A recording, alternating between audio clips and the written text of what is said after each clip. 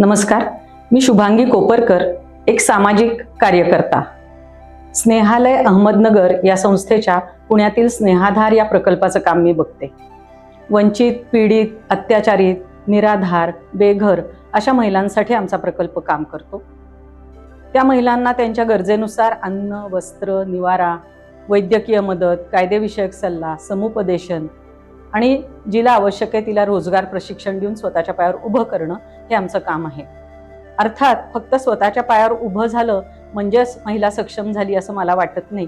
आणि त्यामुळे तिला जगाचं भान येणं, तिला आत्मविश्वास येणं, तिने अंधश्रद्धांना बळी न पडणं, तिने फसवणूक होऊ न देणं आणि याचबरोबर स्वतःच्या कुटुंबाचं आणि आजूबाजूच्या लोकांचंही हित बघणं, असं जर तिने केलं तर ती खऱ्या अर्थाने सक्षम झाली.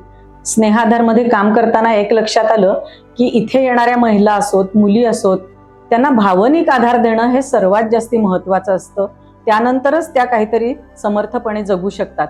आणि म्हणून मला तिथे आईचीच भूमिका कायम निभावावी लागते आणि त्याचा मला खूप जास्ती आनंदही मिळतो.